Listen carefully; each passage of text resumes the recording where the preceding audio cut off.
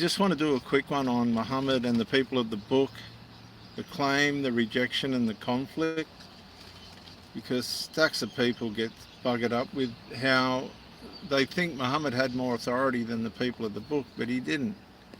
Nothing like it. The claim to new revelation will always confront those who believe revelation is already complete, and that's what the Muslims do. They think that the revelation of God was complete in Muhammad. But Muhammad's prophethood was largely rejected by the people of the book and their communities because it challenged established authority. The Jews were there for millenniums before Muhammad's religion come along, after he was rejected by the people of the book, and the Christians were there for 600 years, well proven and established before they rejected Muhammad as well. Muhammad was rejected by him, and so they were established authorities, and this rejection of Muhammad contributed to theological dispute and in some cases political and military conflict. Now, teaching point number 1, established traditions resisted new authority claims. By the 7th century, Judaism held a defined covenant and prophetic tradition. Christianity held Christ as the fulfillment of the Jewish revelation. Muhammad's claim introduced a competing authority, not a minor addition. For example, a negative outcome. Jewish tribes in Medina rejected his prophethood, contributing to breakdown of alliances and escalating conflict. Teaching point number 2, rejection was widespread but not universal. Whilst Jewish communities did not accept Muhammad as prophet, Christian institutions did not accept Muhammad as prophet either. Some individuals and groups did accept Muhammad, but the reasons for that are really not established. Rejection became the dominant position, shaping long-term division.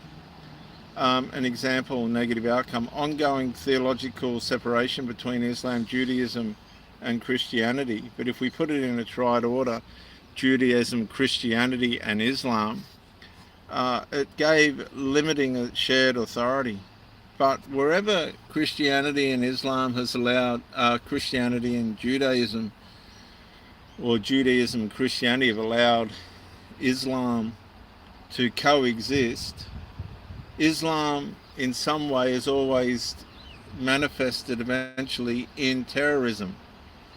So the conflict moved, teaching point number 3, beyond theology into politics and survival. Disputes were not only doctrinal, they were involved, alliances, governance, security, loyalty under pressure. And in Medina, conflict with some Jewish tribes escalated into siege, judgment and severe outcomes. In other words, terrorism. So another negative outcome, the Banu Qurayza incident, where men of the tribe were executed following accusations of treachery during wartime, reported numbers vary and remain debated, but it's in the hundreds. So here's some statistics. Christianity, 2.3 billion. Islam, 1.9 billion. Judaism, 15 million. And these traditions represent over half the global population with enduring differences rooted in early authority disputes. So some practical steps. Separate historical events from modern generalizations. Well, it's hard when you look at the damage that Islam has done in terms of its jihad. Distinguish specific conflicts from entire groups, recognize the role of political context in religious history, and avoid reducing complex events to single-word explanations. Here's a reflection question.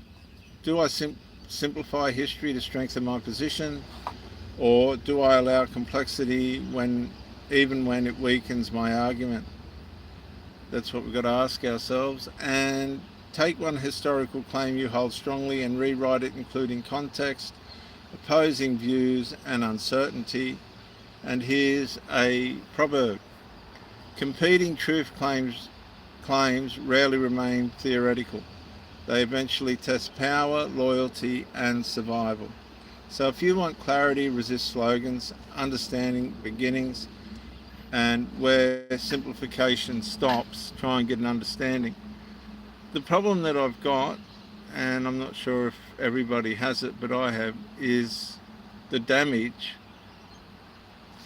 that jihadism has done. This idea that Islam has to take over the world. And the problem that the Western world's got now is that the Western ways were not built on Islam. They were built on Judaistic Christian values. And now you've got these governments coming in and importing all these Middle Eastern people who are not going to integrate, who are going to, whether they remain covert associates or another way of saying it is accessories to the fact, going to want to see ultimately Sharia law enforced in the communities in which they migrate to. So Judaism and Christianity, for mine, is far more peaceful in the sense that it does not want to take over the world. It does not want to enforce its cruel beliefs on the communities in which it is established, and it accepts other people and religions, whereas Islam doesn't. And that's my take, viewers. I hope you enjoyed it. Bye for now. There we go there. Are we going to finish here?